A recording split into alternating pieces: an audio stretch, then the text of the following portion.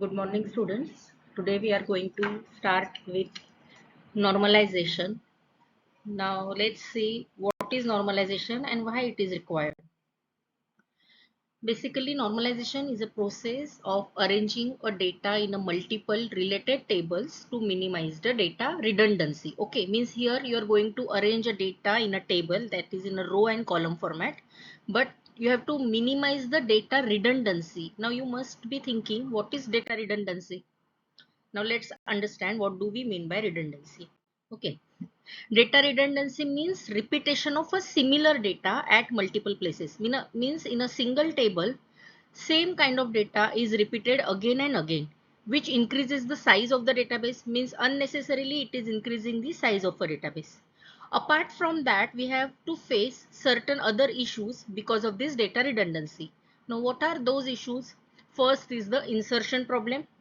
Means there will be a problem in inserting the data in a table. There will be a deletion problem and there will be an updation problem. Now we'll see these problems with the help of an example.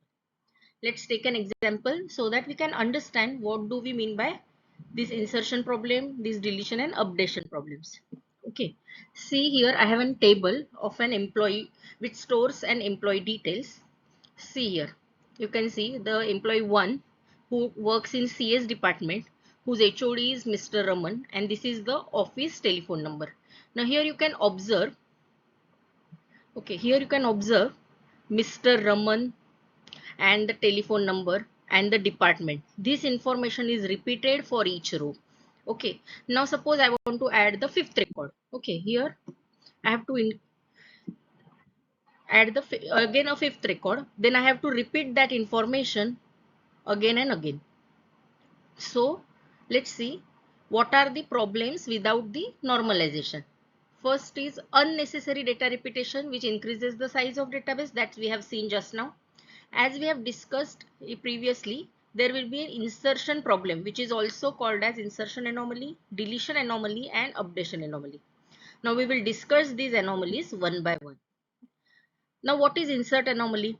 To insert the redundant data for every new row is a data insertion problem, or also called as insertion anomaly.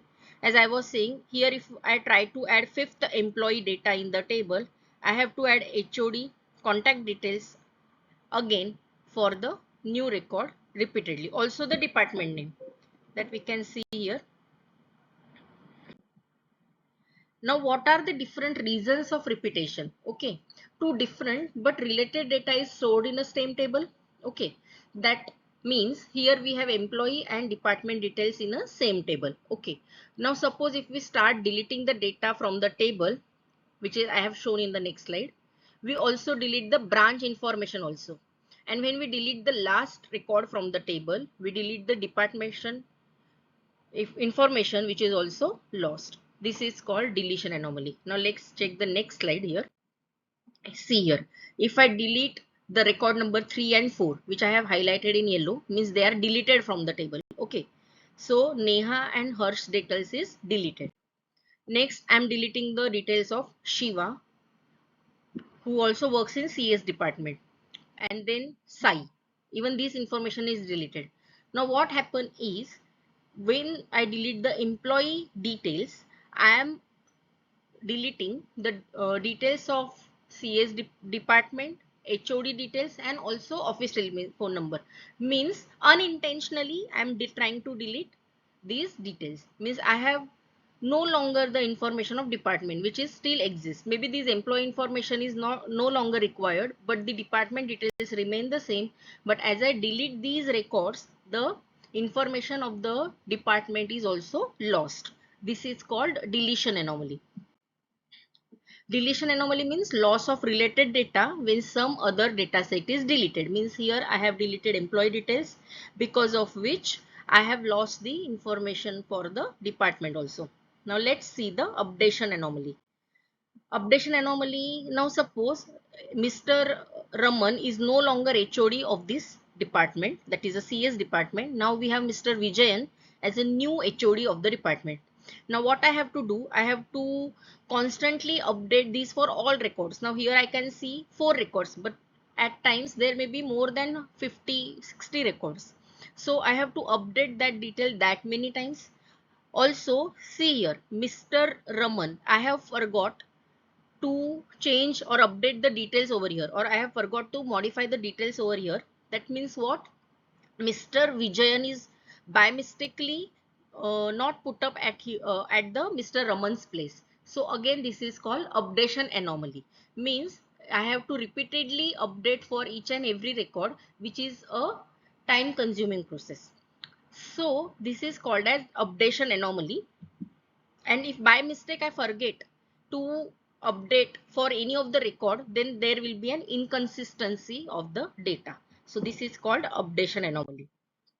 The data redundancy leads to insertion, deletion and updation anomalies, and also takes the extra space. This is what we have seen with the help of example just now. Now let's see how normalization will solve this problem. Now we'll discuss how the normalization is going to solve this problem. Okay. Now what I will do is, this employee table, I will divide it into two new tables. That is, let's say an employee table plus a department table, means a single table that we have seen just now in the example. We will divide it into two tables, that is employee table and department table. Okay. Now how I will delete it or divide it? Old employee table will be new employee table plus new department table. Now what data it will contain, let's check. Okay, means this employee table which we have seen in our previous example will be divided into an employee table and a department table. Let's see how. See, the previous table I have divided it into these two tables.